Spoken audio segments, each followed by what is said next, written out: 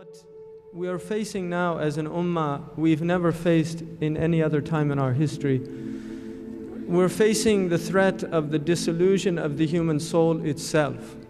I had the great fortune very recently of meeting somebody that I would consider one of the great men of our time, Sheikh Abdul Karim Zaidan. I met him in Mecca.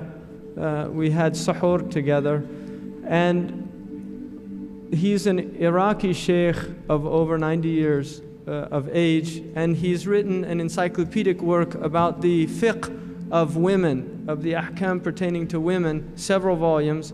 But among the many books he's written, he wrote a book about the sunan of Allah subhanahu wa ta'ala, the ways in which Allah subhanahu wa ta'ala works in His creation. Because one of the most extraordinary things about our teaching is that it literally provides us with a blueprint of how existence works. And we are the conscious element within the entire creation that is able to understand creation in a way that no other creature has access to.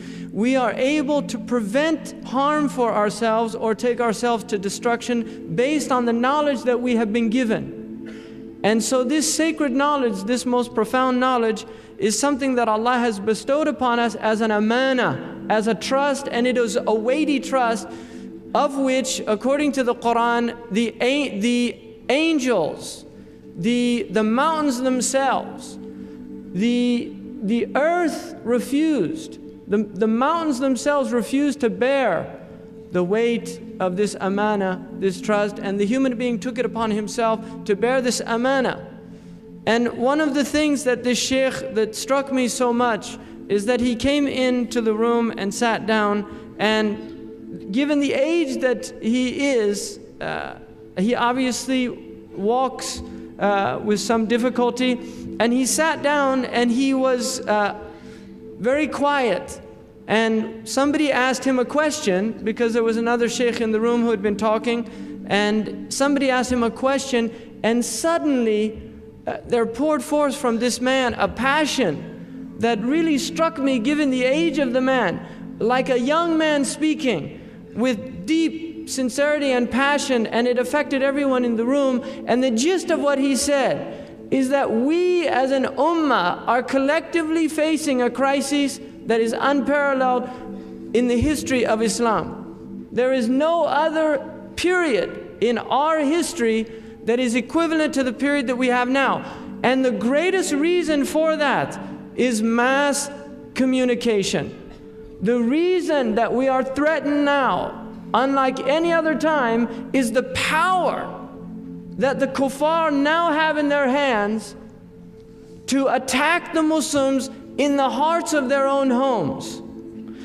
Everywhere we go in this world, you see all across the Muslim world satellite dishes filling the houses of the Muslims all over the Muslim world. In the poorest of houses, you will see a satellite dish outside of that house.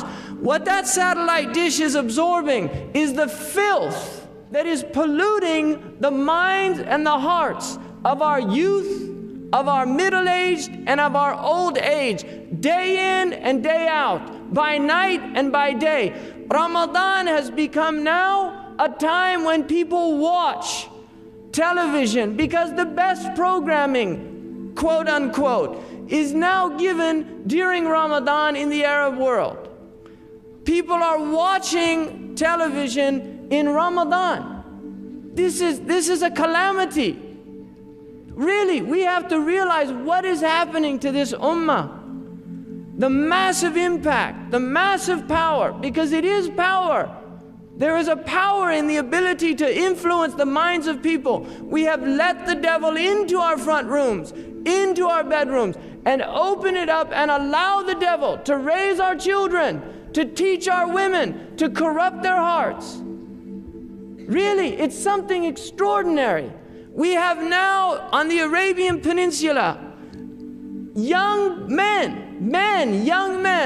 like gangsters from the 1950s, like gangsters looking like James Dean and on Marlon Brando on the waterfront with their leather jackets and their baseball hats like Muhammad Sharif turned backward. Really, going around the Kaaba itself. And then going out once and many of them don't even pray. Their parents are in praying and they're out there like they're gangsters on the street, sidewalk, right? Talking and wasting their lives away, and then meandering down to the Burger King or the Kentucky Fried Chicken just opposite the King Abdulaziz Bab of the Kaaba to eat junk food that nourishes their junk minds that are a result of their junk television programs. And this is what we're creating, a society of junk people. And this is not an exaggeration, and your laughing is a sign of how serious the crisis is. Because like the Arabs say, sharrul baliya yudhik, the worst of things makes people laugh. We're in a crisis, and we're all sleeping. Really, we are in a deep sleep, and we have to ask ourselves, what is it going to take? How much do we have to lose of our humanity before we wake up? What is it going to take? How many children have to be sacrificed at the altar of primetime television before we wake up to what's happening to our communities, to our families, to our children, to our masjids, to our societies? How much more? How much can you take?